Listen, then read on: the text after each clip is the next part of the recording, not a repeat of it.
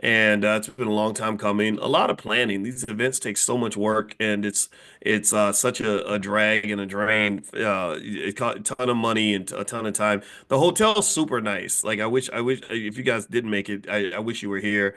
It would give you a chance to really feel a luxurious experience. We have an event planner named Shar. Her company's called BP Events, and Charlene Boyd, that's her full name.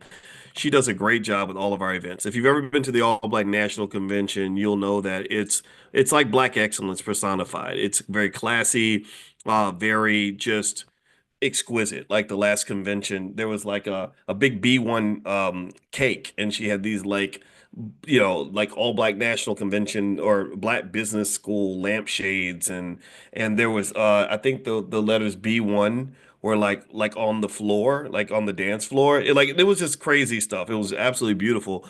And so if you ever come to one of our events, you'll know that it's a first class experience. And we do that deliberately. We don't because we want you to really know the privilege of being black. Like a lot of people think that being black is a curse or it's a deficit or that it means you have to come out the mud all the time. And I don't believe that. I believe that being black means you deserve the best, right? Being black to me means we should see ourselves in a certain way rather than waiting for the world to see us in a certain way, right? You get what I mean? Like a lot of times if you treat yourself well, you behave different. You carry your head up high and you because you got something to preserve, you have something to protect, you have a legacy to maintain, you have a level of you have a standard. You understand? Like standards really matter because standards breed expectations, and most psychologists will tell you that standards and expectations are everything, right? The world a lot of times will give you what you expect the world to give you, right? It's about knowing your worth and earning that and defending that and protecting that and building that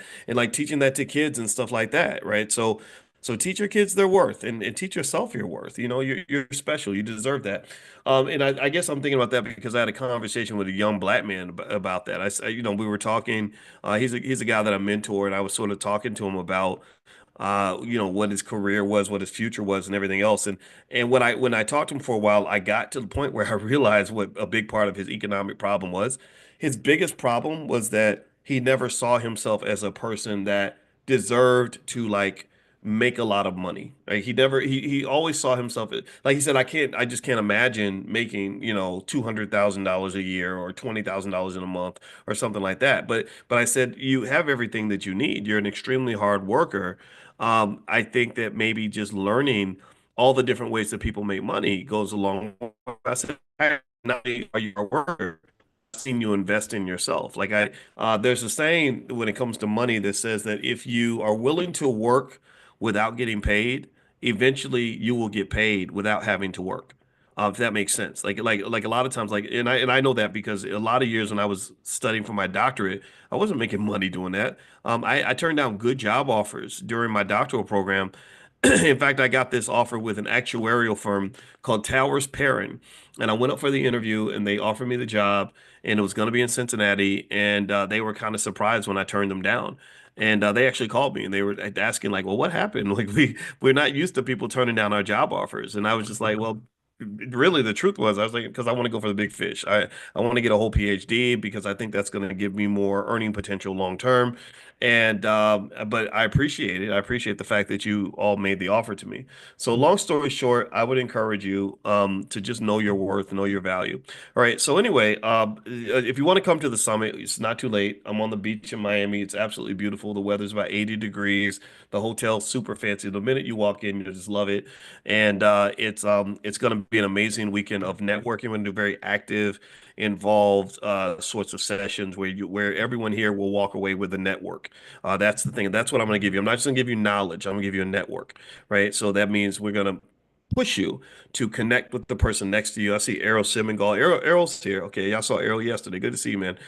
And basically, because if I give you a network, that gives you something you can build on top of, right? At the end of the day, I want to see you have more money in your pocket. I want to see your life change. I don't want to just see you become more knowledgeable. I can teach you things. That's going to happen. Your knowledge will be through the roof. I'll teach you more than you ever learned in college.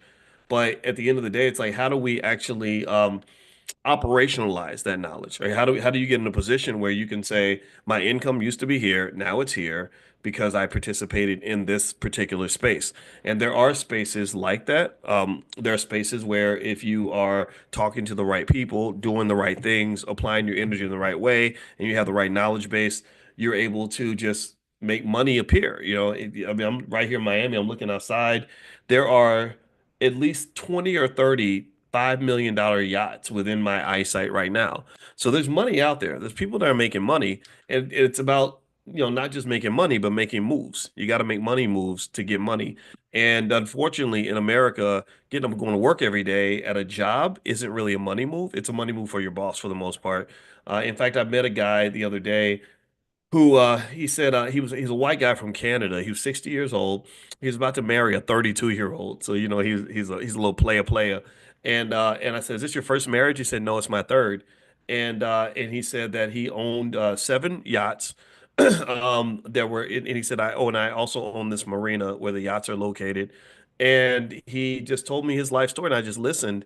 And one thing I noticed about him was from the very beginning, his mindset was kind of entrepreneurial. He said, "Yeah, I worked in my dad's printing shop and I wanted to have my own or no, I don't even think it was his dad's shop. Now that I think about it, I think he just got a job like working at a printing shop. And he said, I decided I wanted to print my own paper. And he was going through the process of how he had to add the extra colors. So he borrowed $600 to buy a better machine that could print color instead of just black and white, so he could get more business." And right, and then one thing just kind of leads to another. And he's like, "Yeah." Then I decided I just want to move to Miami and get yachts. And he said, I said, "Well, what process do you use to finance your yachts?" And he said, "Oh, I don't finance anything. I own every one of them 100%. And I don't like debt. I have a little bit of debt for the marina, but I don't have a lot of debt." And so what I saw was just kind of a strategy in terms of saying, okay, I want to leverage assets and I want to find ways to use those assets to generate income. And I want to do that through ownership. I want to do that through entrepreneurship. I want to do that by doing things differently from everyone else. He didn't say, like, "Hey, I just really put in a lot of resumes and finally I got a great job and it's giving me enough money to pay my rent, and I've been paying rent for 20 years." I'm not saying that something's wrong with you if that's what you've been doing. I'm saying that's there's something wrong with that strategy if your goal is to have a financial surplus or financial security, things like that. And a lot of security comes with groups. That's why, for example, even animals understand that running in a herd or running in a pack really will help you to remain safe and successful, right? So it's easier to hunt if you're part of a pack. It's easier to defend yourself if you're part of a pack. So I would encourage you to, if you don't have a natural pack, like if you don't have a family, group of family members you could pull together and do things together, well, get you another pack. Just find some people, maybe come to our events. I'm going to do some stuff in Atlanta. We have a property in Atlanta. So I decided, just to give you guys a foreshadow, I'm probably going to do some investment group stuff in Atlanta. And of course, the All Black National Convention is the 24th and 25th of August. That's going to be in Atlanta, actually. So yeah, I'll keep you guys posted on that. All right, and by the way, if you want to come to the summit, the virtual passes for the summit, they're not gonna be on sale after 1 o'clock this afternoon. We're gonna shut it off. So if you still want to get a virtual pass to the Economic Elevation Summit, you can go to economicelevation.summit.com. That's economicelevation.summit.com, and we get started tonight, and we're gonna do things tomorrow. And I think what I want to do is break down some strategies that relate to stock options and stuff like that as a way to generate income.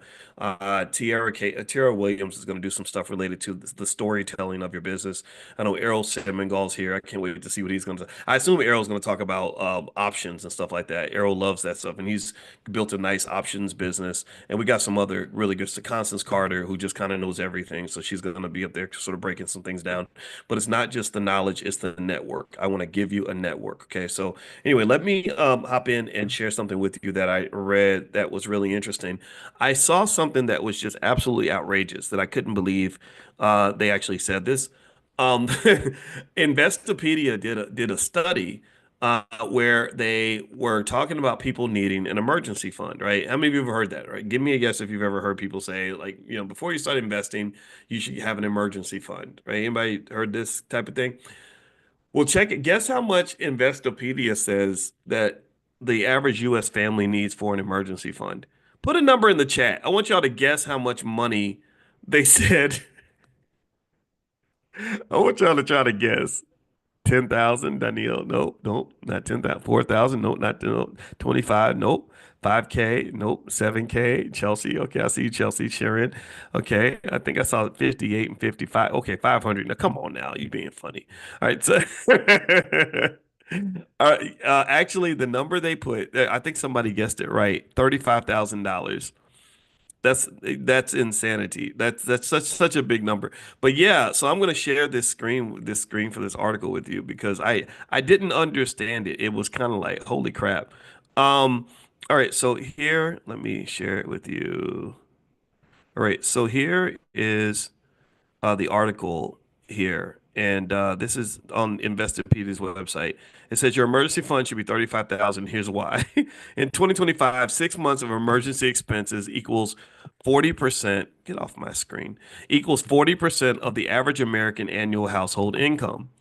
And so here's what they have. They have $11,600 for medical care, 10,000 for your car, 9,785 for utilities, 3,176 for your food. And the data comes from the BLS Consumer Expenditure Survey, the U.S. Census Bureau, American Community Survey, and the Bureau of Transportation Statistics. Your emergency fund should be about 35,000 according to an analysis by Investopedia. That's 6 months of emergency expenses for the average American household and equals 40% of their income. The median account balance in all transactions for U.S. households with at least one account was only $8,742. And that includes white people. They didn't do like a specific black like survey. And I bet you if they did it just for black people only, that number would be like 2 grand, maybe. Um, that might seem like a lot of money, might strike you as higher than other recommended emergency figures. But that's the estimated cost of 6 months expenses for the average household. An emergency fund can help account for all types of unexpected costs, from a surprise home or car repair to a potential job or health insurance loss. To illustrate that point, Investopedia analyzed the average cost of 6 months of household expenses, blah blah blah blah. They said, okay, here we go. They said that the we calculated the cost of 6 months of housing, utilities, food, medical care, and car payments for an average U.S. household of at least two people, ending up with 35,000. Okay, so let's start with that part of the stat. I want you to pay attention to that so you don't feel so scared when you hear this number. They said an average household of at least two people, right? Now, it might be a mother and her children. That would be more than two people. But also that would also imply that if you're a single person and you have no other people, then obviously 35,000 might be a number that's higher than it needs to be. But that number just kind of blew my mind a little bit because I know most people don't have 35 grand available in savings. And most jobs don't pay you enough money to, it's very hard with most jobs, most regular jobs in America right now to be able to save that kind of money. It's just hard. I get it, right? It's really difficult. Um, so maybe as a finance professor, I can help you kind of understand this a little bit better in terms of where you might look to find that money. First thing is we talk extensively about generational wealth and building an asset base. An asset base is extremely important. Also you might know that as a capital base. And I just really think that wealth needs to be the new black in the sense that the capital base is more important than the college degree. The capital base is more important than getting a good job. The capital base is definitely more important than any material item that you could ever buy. The capital base is everything, right? If you have the capital base, then the flexibility goes way up. And the capital bases are something it's like growing a tree. If I want an apple, I can go get an apple off someone's apple tree, but I'm gonna have to pay for that apple. And if they decide to block my access to the tree, then I'm gonna starve to death. So I might say, hey, I want to have an apple tree so I can have all the apples I want. And that's cool, you can. But someone's gonna have to sacrifice to grow that tree. And it's gonna take energy, money, and time. And what I think that we still have to really internalize is knowing that you can't have anything in this world without sacrifice. You can't have anything if you're not willing to sacrifice. If somebody ain't willing to sacrifice, nothing will happen. And I want to stick on that point for a minute so you'll really understand this. Give me a yes if you get this. Like someone must sacrifice. Someone has to give up something. Somebody has to think about the future. Somebody has to put things to the side. Somebody has to sacrifice. Now, ironically, or unfortunately, for some of us who had no one else sacrifice for us, we have to do some of the sacrificing for ourselves and then for other people, right? And what does that sacrifice look like? It might come in the form of savings. It might come in the form of a side hustle. It might come in the form of having to learn a new way to make money. It might come in the form of learning how to start a business. It might come in the form of learning how to buy stock. It might come in the form of acquiring real estate. It might come in the form of building a network of people that you can build with and do business with. But there has to be and then it's like time blended with strategy. If you blend time and strategy and consistent effort, then you're building this capital base. And so here's what happens. When you have a capital base, let's say that you are a single mother who's 22 years old and you do something like the $5 a day plan and you sacrifice for 20 years and you invest $5 a day in the S&P 500. So by the time you're 40, you're still pretty young. You've got $100,000 in stock. Well, bam, you've accomplished the Investopedia goal. You've done this. You've done something that most white people haven't done. So you see the math. Like the math is always mathing. You can't argue with the math. The math says that that poor single mother who sacrifices and says, I'm going to invest the same amount of money that I spend on fast food, or the amount I put into my car note, I'm gonna buy that much in stock. Or every time I buy a new iPhone, I'm gonna buy some Apple stock. Every time I buy some Jordans, I'm gonna get me some Nike stock. I'm not going to stop buying Jordans. I'm not going to stop buying iPhones. I'm not going to stop buying fast food. I don't have to sacrifice. A sacrifice does not always mean necessarily. In fact, sacrifice may not even be the right word.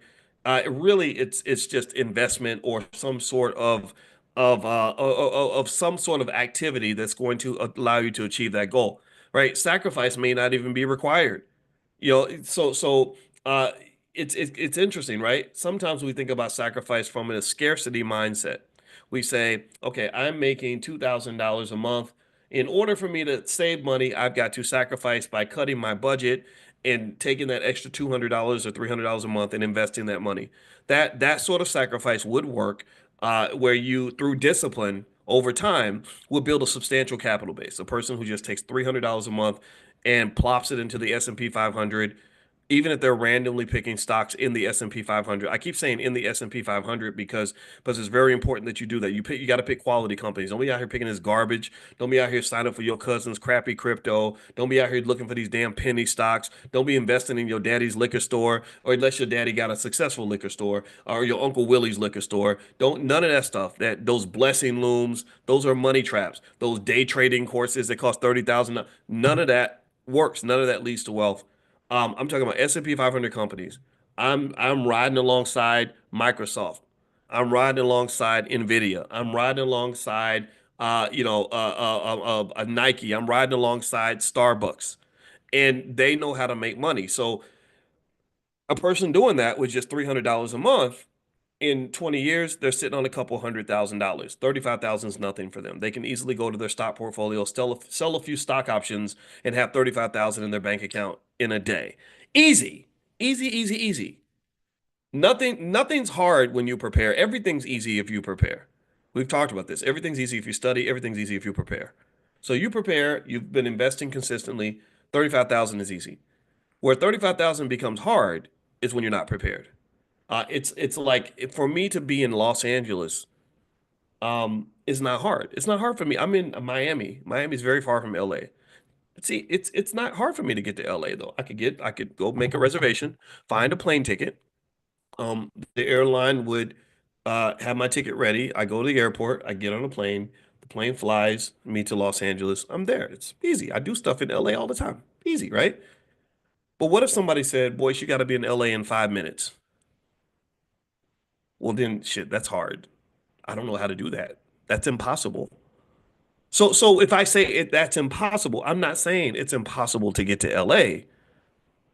What I'm saying is it's impossible for me to get to LA in 5 minutes unless I figure out how to teleport myself there. That's not or quantum entanglement. You got a quantum computer or something that can get me there or whatever and I don't know, like vaporize my molecules and rebuild me on the other side of the country. Maybe that could work, but that technology doesn't exist.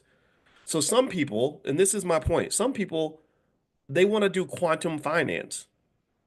They want to do quantum wealth building. They're like, They're like, well, it's impossible to have an emergency fund of 35,000. Who can do that? Nobody can do that. I'm like, no, it's not impossible. It's just impossible for you because it's impossible for you because there's no preparation that's taking place. It's impossible for you because time was wasted. Time was wasted. I mean, and when I say time was wasted, I want you to just think about how much time has gone by since like the 1980s. Some of you could have been investing since the 80s and the 90s, but we wasted time. Some of you have parents that have been around since the 50s or the 40s, the 30s even. A lot of time, anybody investing even small amounts of money during that time could have built a massive amount of wealth. So really, when you talk about building wealth in the capital base as something that involves sacrifice, it's not sacrificial in the way that you think. You don't have to think in a scarcity mindset. Sure, I'm like the first example when I said you could if you're making 2,000 a month, you can find a way to save 10-20% of your income and come up with whatever amount that you need through just sheer grit and determination and extraordinary discipline. God bless you for that. God bless you if you can do that because I'm not that guy. I can't do that. I don't like that. I don't like taking things out of my life that I enjoy just so I can prepare for the future. I don't believe that my ability to enjoy the future requires me to sacrifice the present because God does not promise tomorrow for anyone. How am I gonna give up everything for the next 20 years when there may not be another 20 years? I may not even be here, right? So what you're seeking, in my opinion, or one alternative I'd like to propose to you is balance. Balance. I'm not saying you can't enjoy the present. I've never told you you can't buy Jordans if you like Jordans. Like, I'm not saying you can't go to Starbucks with an $8 coffee. I've never said you can't drive a car with a $900 a month payment. I've never said that to you.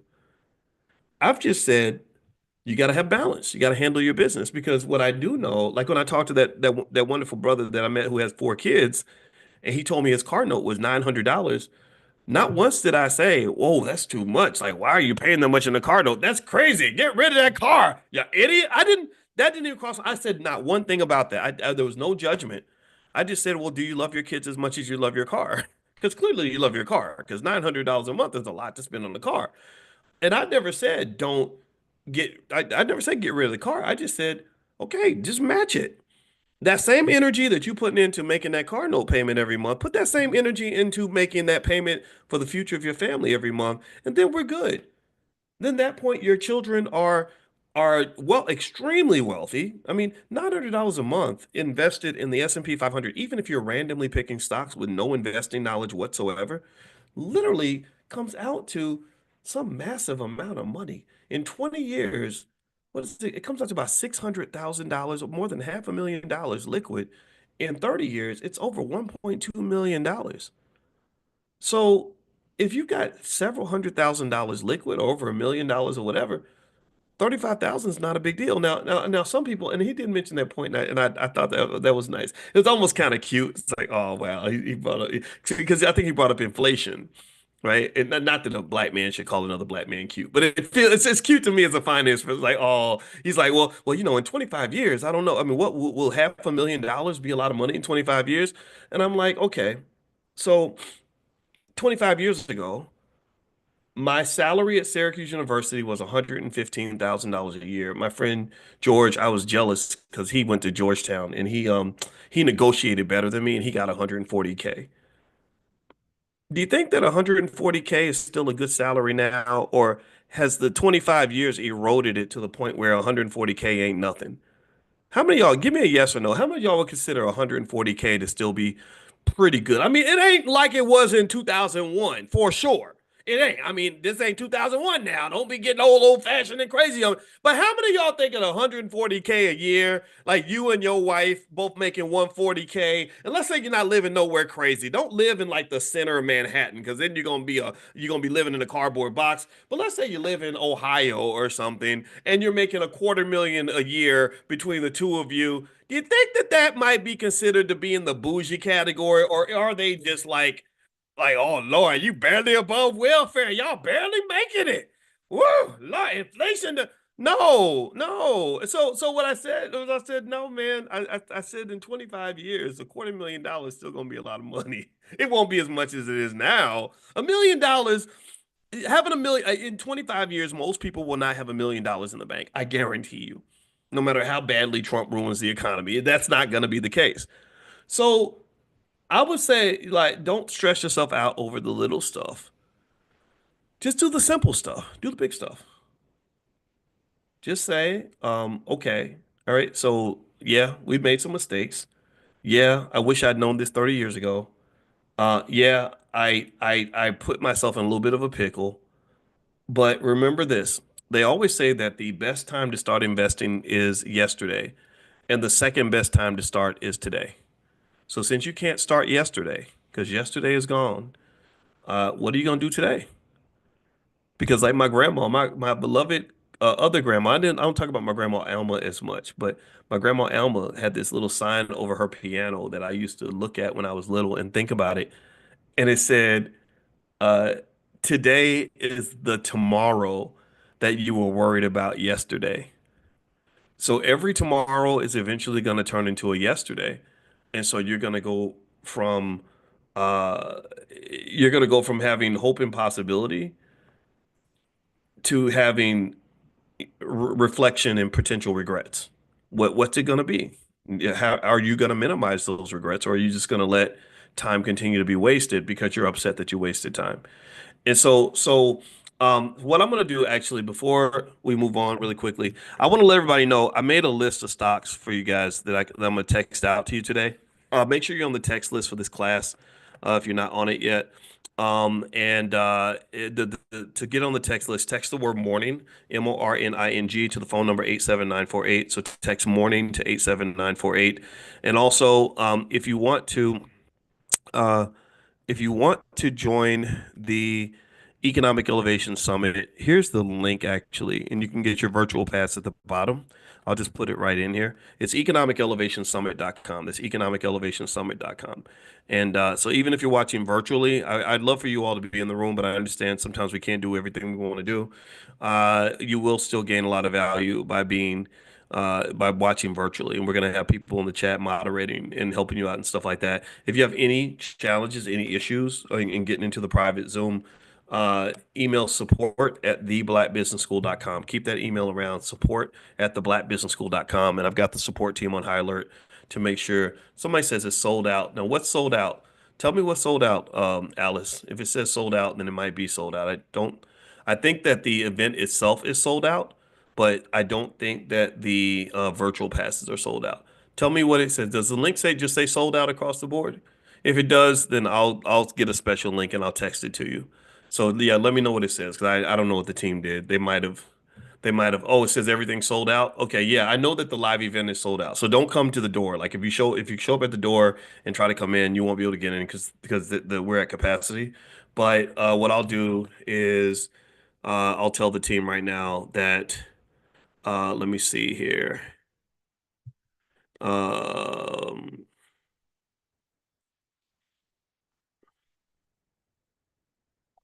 all right. So we'll get to the bottom of that. So just check your phone and I'll text it to you. It says now instant access now. Okay, so Alice says now. Okay, you know what? Yeah, I'm gonna find out. So I apologize, everybody. I apologize for that. Yeah, okay, so let's finish up on this other point here. So just make sure you're on the text list. Text the word morning to the number 87948, and I'll send you all the information a little bit later on today. So let's finish up on this discussion we were having earlier about what Investopedia says about the emergency fund.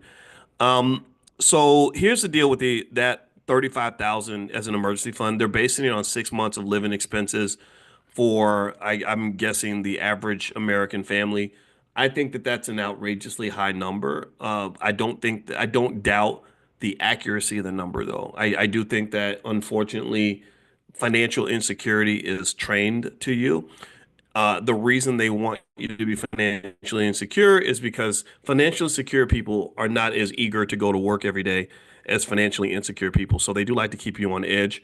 And I think that that's unhealthy. It's very mentally unhealthy and physically unhealthy and definitely financially unhealthy.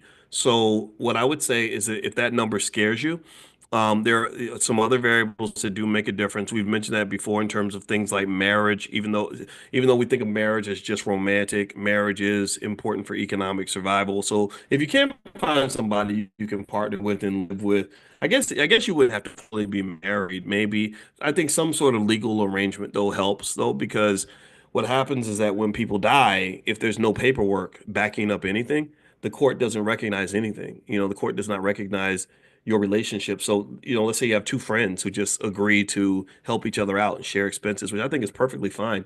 Um, you know, I think having something on paper helps. Like, just take that little time, get on Rocket Lawyer, AI can write you a little contract or whatever, something that just solidifies the relationship so that everybody is good in case things happen. And they actually refer to that as optimal contracting in finance. We don't do enough little, even baby contracts. And I think documentation and contracting is a great way to protect your interests. So, like, you have that boyfriend or girlfriend that you live in with and you love each other and you want to be there for each other. Well, you can prove you love me by putting your name on a piece of paper that says that I'm going to be okay in case something happens to you, because people die every day. We know these things, right? One other thing about this number is that it's basically the 40% of income rule. And so this represents actually 40% of the average U.S. household's income.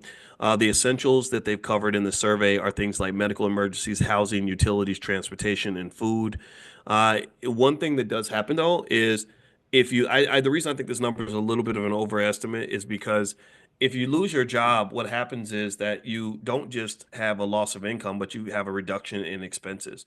The money that you might have spent going back and forth to work every day or buying clothes for work or buying lunch, that goes out the window too. And I remember when I was starting a business and I was imagining like, okay, what happens if this doesn't work out and I have no income? Because I was really getting myself in a lot of trouble. Like, being super pro-black ain't for the faint of heart. You go up in there talking that pro-black stuff, you'll end up getting blackballed from academia. These universities, this is why I'm one of those guys that's really skeptical about DEI and diversity and all that, because I just kind of think institutions are inherently racist. I do believe that. And it's really interesting because I have people that come in and they claim that I'm ignoring racism because I'm providing solutions for black people. It's like, no, I'm not ignoring it. I've just moved past it. I've moved past, I don't, I'm probably a cynic.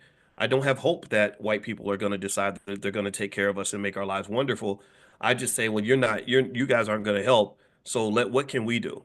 That's where I am with that, right? So it's like, no, I've already done the whole radical pro-black, let's go complain to white people thing. Go read some of the articles I wrote in the 90s. I was very heavily committed to the Democratic Party. I also was very much into angering white people with my rhetoric. When I was in my 20s, I would write articles and white people hated me. They would on the campus, most 90% of the white people hated me. The only white people that liked me were like liberal white people. And all the black people loved me, or most of them did, except for the Uncle Toms. Like, it was, you know how it is. It was like that simple kind of dynamic. And then over time, I think my views just got like more nuanced, where I was like, okay, how are we really going to solve this problem? Like, I'm tired. I get it. I don't know about y'all, but do y'all ever get like just emotionally exhausted by being outraged all the time?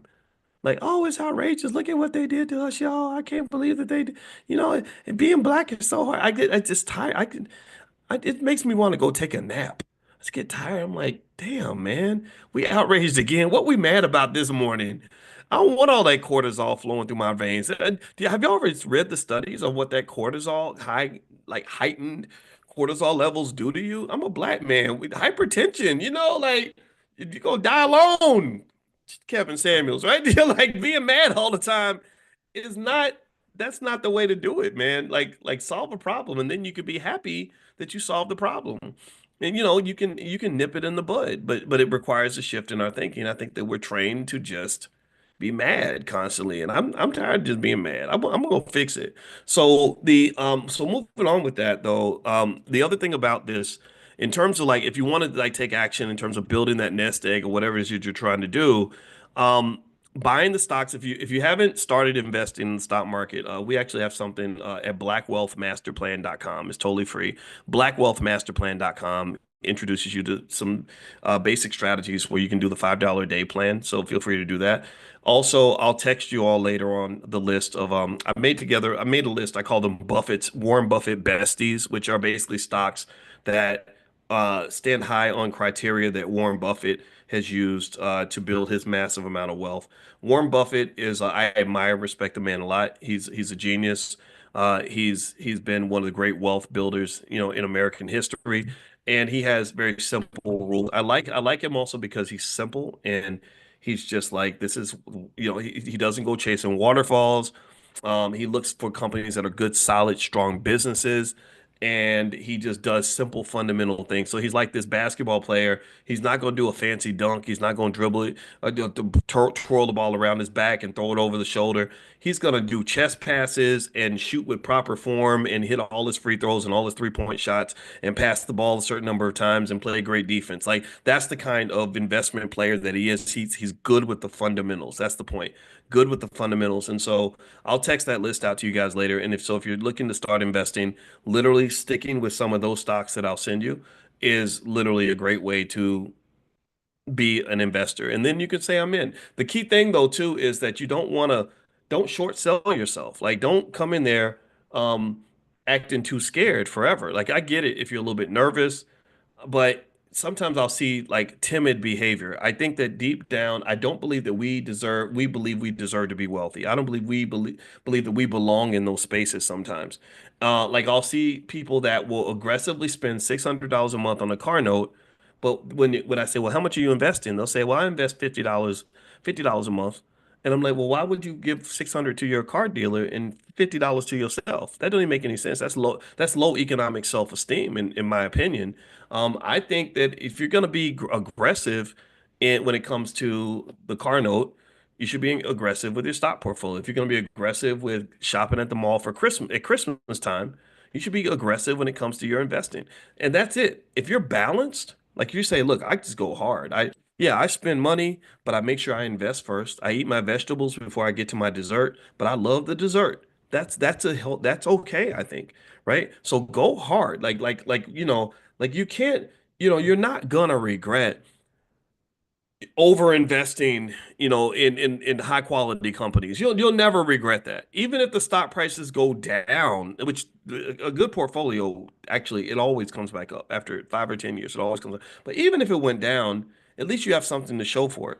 But I just think it's interesting, right? I want you to think carefully about the areas where we go above and beyond, right? Where we really, really push, like stress ourselves out. Here's what I've observed. I remember in college how hard my friends would practice and train to get ready for a step show. And I would watch it and I'd be like, wow, those are some amazing moves. Like they'd be like, all right. Right? You know what I mean? Like they just out there like barking and moving, and the girls are like, hey, and the moves are perfect, and it's like great to watch, and it's so entertaining. And I'm just sitting there thinking, God, I bet y'all had to practice for like 1,000 hours to have that perfect timing. And why do you do that? Well, they do that because if you have a bad step show and you mess up, people are gonna laugh at you, right? So everyone's like, we gotta make sure it's excellent, So I mean, they'll get out there. It's like, you know how they do like with the legs under the clapping and everything's timed out, and it's just like, you know. So I just really always thought it was like so interesting to me. I was like, okay, so you're excellent at the step show, but you're mediocre on your biology test. That doesn't make sense. Or other areas where we go above and beyond, definitely basketball and football. If you're black and you play basketball, you can't be an average white. Like you can't have the talent level of an average white guy. People will make fun of you. They'll block your shots. They'll talk crazy about you. Dressing. Like I've seen people, I'm not good. I can't dress. I've seen some sharp ass black people. I've seen the men when they get the real expensive shoes and the real nice suit and the hat. And I mean, I'm like, man, like I don't know. And somebody said, BS, you have to have good grades to be Greek. You didn't know the Greeks that I knew. I knew some Greeks that were alcoholics and drug addicts. So I'm not saying that the Greeks are all lazy. And I'm not saying that at all. So I want to be clear. My sister and my brother are both Greek and they both made good grades. So I want to make that clear. Okay. So I'm not dismissing every Greek person in the room. So don't get offended. Um, but y'all know what I'm talking about. Like everybody knows that guy who was in college at the age of 27 because he pledged a fraternity and he just liked the college life, right? But he ain't nowhere near graduation, even though he's going to be 30 soon, right? So, with that said, though, it's like what's some other areas we're excellent? I think or we go above and beyond, right? I think sometimes when they market, like I'll see how they'll market certain vehicles on BET, and I just think about how they'll just be marketing like the 2025 Cadillac Escalade, and you'll see Sierra Williams driving or Serena Williams driving an Escalade, and they're playing the music, and it just looked really cool and really sleek and really black. I think also when like a black movie comes out, like the Black Panther, when that came out, it was like required viewing. Like people would gladly drop their $100 taking the family to see, to go to dinner and a movie so they could be a part of the culture. But I kind of feel like investing should be a culture. That's it. Just a go, yet another thing where we go above and beyond, and so I don't really think you're doing yourself a favor by being timid when it comes to building your asset base, your capital base. When you're in a world where that's full of threats, like in a capitalist society that's full of all kinds of economic threats. You're in a racist society that's full of racial threats. You have to be super diligent on your security.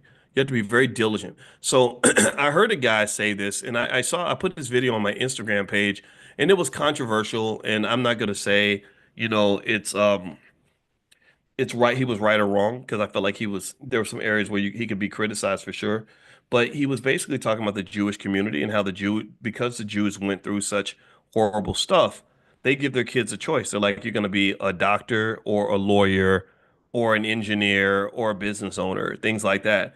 And he mentioned Clive Davis, and he said Clive Davis was a lawyer, and Clive Davis had far more money than Whitney Houston ever had, but Whitney had all the talent.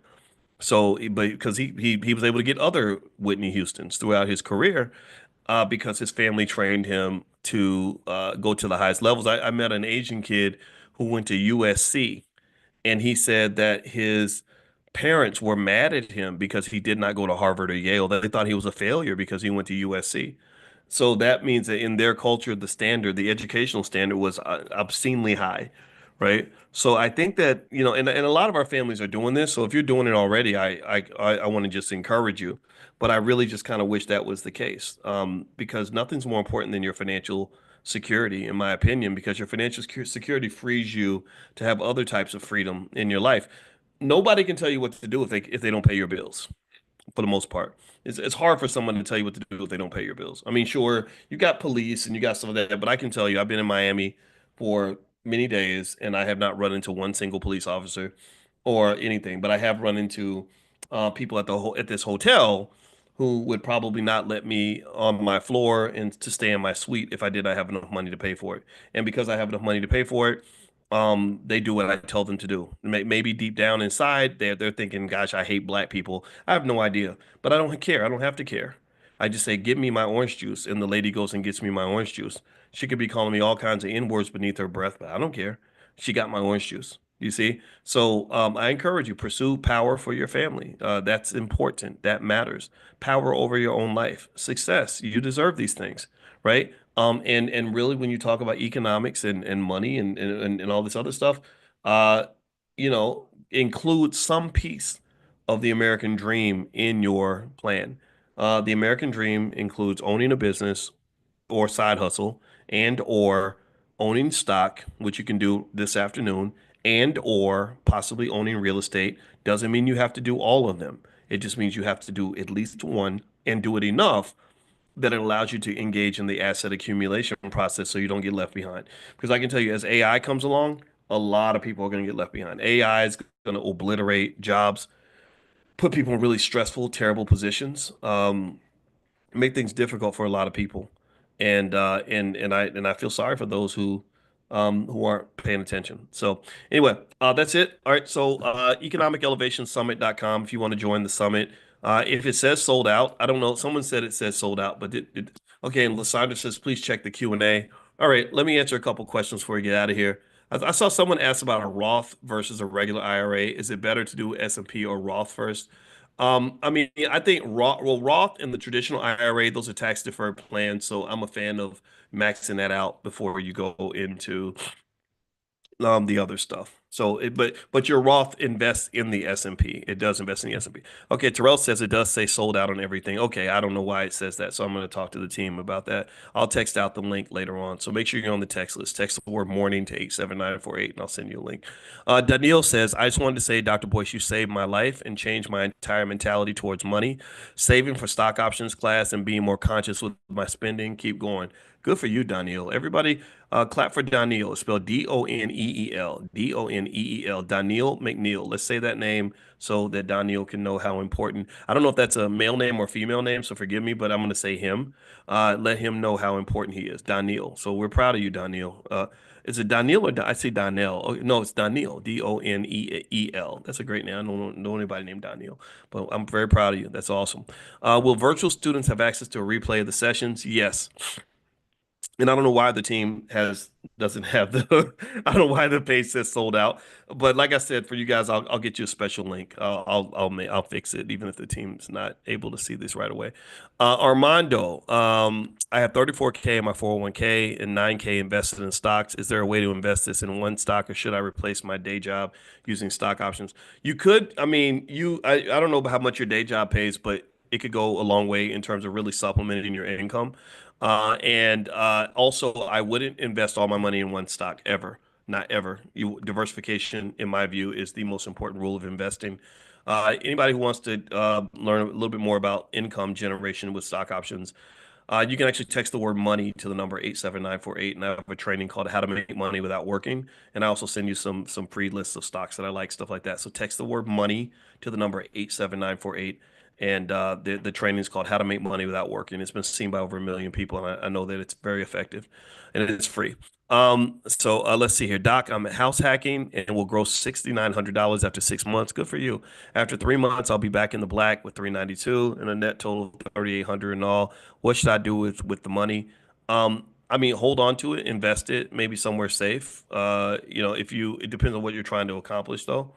If you have a great business opportunity that can generate income reasonably quickly and reasonably safely, that's the best route. Like the best route, optimally, in my opinion, when you're talking about building financial security, is to create what I call a stock and create a flow, a stock and a flow. A stock is like just a pile of resources, like a capital base that you just have, you can just grab whenever you want, like having food in stock or some stuff in the stock room. A flow is like water coming out of a faucet. Like, that's liquidity, that's income.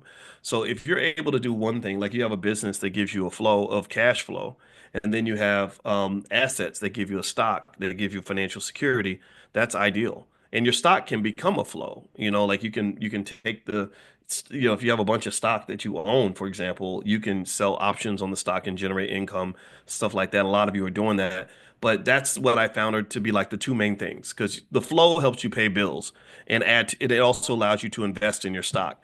And the stock is just there in case something goes wrong. That's there to protect you in the event of a financial emergency. If you have those two things, you're fine. So when you give that to your kids, um, give them the stock and give them the flow and teach them about both so that they can have both things kind of moving and then have a plan B, plan C, plan E. I talked to someone about that the other day. I forgot who I was talking about, but I said, yeah, I'm a guy that likes to have a backup plan for the backup plan for the backup plan. I don't believe in sort of skating on thin ice if I don't have to. And we do have stuff for youth as well. So like another text word you can text to get information on the things we have in terms of training kids because the summer's coming. You could text the word youth to the number 87948. So if you have kids or grandkids and you want to get them ahead and sort of get them prepared for the future, just text the word youth to 87948. Remember, summertime's coming, and I encourage you to use that as an opportunity to introduce them to basic financial ideas that will make a big difference in their lives. All right. So let's see here. Okay, you're fully funding your Roth IRA for 2025. Okay. I have only 14K in my investment account and 4K in my COA. Okay. All right. Yeah. I mean, I think you got a lot of good options. I think it's really a matter of deciding what you want to do with that. Um, yeah, I that. maybe bring that to stock market class and we can kind of, analyze it. But there's a lot happening there in terms of the different things you got going on. But ultimately, that stock and flow piece is I think something that will work there. Okay, Lysandra says, "Hey, Dr. Watkins, we are getting refunded and would like to know how I can grow it or getting a refund, a tax refund. Okay, would it be best to invest small amounts or lump sum, then continue with small amounts to invest?"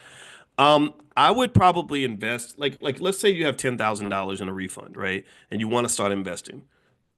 I think it makes perfect sense to say put 8,000 in the stock market in safe S&P 500 companies and then have 2,000 in cash. You could do that very simple, very easy. And then if you have the ability to keep adding to it over time, like each week or each month, and not touch that money at all, then you're going to have a nice portfolio. I would, let's see, I'll text, like I said, when I text out that list of Buffett besties later on, you could start there if you want to, or you could pick other companies, or you could just pick an ETF. But either way, that's a good way to get started. Um, okay, Doc, how much COH should you? See, what's COH? Is that cost of housing? Is that what that is? I don't know. Somebody got to tell me what COH is. I don't know what COH, that acronym. It doesn't ring a bell. Let's see here. Oh, Happy Mother's Day. Yeah, Happy Mother's Day. Yeah, yeah, yeah. Oh man, damn it. Now y'all done made me sad. My mama died. Every day I wake up and I'm like, dang, I don't have a mother anymore. What do you do now? But yeah, Happy Mother's Day to all the mothers that are out there, and thank you for for the what you bring to our lives. And I think about how beautiful motherhood is and how it's so I think it's just so underappreciated and we just don't think about it. We don't think about how much pain it takes to be a mom, how it's like this crazy miracle, that something grows inside a person's body and then it becomes like a person. It becomes a person with ideas and a brain and opinions. Like it's crazy. And all of us exist because of our mothers, like so yeah, I just kind of think mothers are sacred. Like, and because I'm black, I have a special appreciation for black mothers, of course, because that's where we all come from. And I kind of just think we should probably reflect on that a little bit. And we know fathers matter, and we've talked about that as well. But at this moment, I'm thinking about motherhood. So happy Mother's Day to every mother that's out there. And I encourage you not to just give birth to children, but give birth to possibility. Give birth to opportunity, give birth to potential, give birth to the dreams of your children, right? So that means as a mother, I can tell you the truth. When I'm my whole strategy when I was teaching finance at Syracuse, and I said I really want to teach black people. I said I got to find a way to help mothers connect wealth building to part of the nurturing process. I have to help mothers understand that loving your child, isn't just feeding them and nurturing them. It's also preparing them and giving them resources, right? Not just food and water, but also money and income and assets, right? And that gives them nourishment, safety, security, all the things that you want for your children, right? Because nobody wants their kids out here struggling or having to do difficult things to get money or being stressed out all the time or being mistreated or being abused by the world. So, and I felt like if I can get mothers to really understand where I'm coming from, then that's the best way to impact the next generation. So that's been something I've been working on consistently every day. And I think about that constantly. And I want to say thank you to the mothers who trust me enough to share this information with their kids. I'm honored to be a part of that process. Um, because I think that we should have black family love by any means necessary. And if that means I'm stepping in as Uncle Boyce or something like that, that's okay. I don't mind being a member of the family. I love being Uncle Boyce. That's my favorite job. And because we got to get these babies ready, So yeah, the mothers will give birth to the revolution, and I mean that to the core of my soul. All right. So last couple questions. So I think I got a little emotional just now. Oh my gosh. Okay. All right, boys. Let's stop talking before you embarrass yourself. Did you say Roth IRA trades the S&P? Yeah, yeah. In a Roth IRA or traditional IRA, you can own S&P 500 stocks. How much cash on hand? I think in the example I gave, I said 20%, like 10,000, 2,000 cash on hand, but there's no rule. There's no specific number, you know. It's really about liquidity. How quickly can you convert your assets to cash if you need to? That's what it is, right? So sometimes you may have no cash on hand, but if you've got stock you can sell in 10 seconds, and that's kind of like having cash on hand, except the value is kind of going up and down a little bit. I've been confused by the IRS rules related to income limits for IRA deposit. What's your understanding for income limits when it comes to Roth and traditional IRAs? Um, Okay, so I don't have the specific numbers in my head, but I do know that a good long-term investing strategy is to max out what those numbers are, and you can look those numbers up. I mean, it's very easy. A lot of people don't take advantage of that, and that's unfortunate, but that tax-deferred stuff is designed to give you an incentive to invest. So that's that. And to dig more into detail with that, that will be more so for our stock market class. So you can go to drboystockmarket.com. There's a ton of curriculum there if you want to take a look at that. All right, so let's see. I think Rihanna figured this out. No new album, but another child. Okay. When you add money, oh, Rihanna figured out. Oh, that kids matter. Yeah, I agree with you. When you add money to your portfolio every month, are you adding it to the dry powder or to the holding status account? I'm not sure what it's called. Um, it depends on what you want to do. So you can just have it go into a certain stock every month. You can have it go into a mutual fund every month. You can have it go into your account under cash every month. I think the more automated it is, the better it's going to be for you to be able to pay things off. Now, I see someone Elaine's asking about never heard back from you, General. Yeah, you didn't hear back from me because I don't answer email. I get too many. I get 1,000 emails a day. So I hate to say, I just have to be honest. It's stressful, and I'm already on the spectrum, I'm sure. So 1,000 emails a day is really hard to reply to. But if you have an issue that you want the team to kind of look at, you can email support at theblackbusinessschool.com. I don't do any more, hardly any more like direct consultations anymore because of the time limit. But we do have people. I know that they have wealth elevation sessions at drboycecoin.com, drboycecoin.com, where you can talk to someone. And also, you can get free access to our stock options mini class if you go to Dr. Boyce Coin, and you can kind of let them know what you're trying to do, and then there's a point where they can guide you to resources that can help you accomplish that goal, and so that might be something that can help you for sure.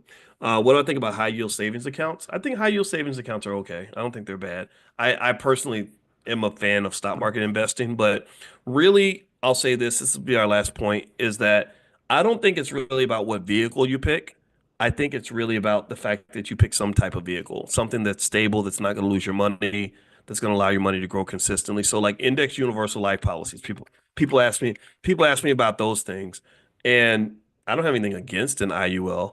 It's far better than nothing, right? So even a mediocre IUL is better than nothing, right? So it's like if somebody says, um, hmm.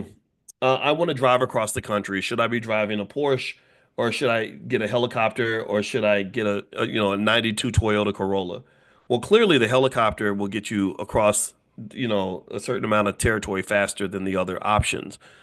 But if somebody says, well, I was gonna either walk or drive, but I don't know because it's a 92 Toyota Corolla, I would say a 92 Toyota Corolla will always go faster than you'll ever go on foot.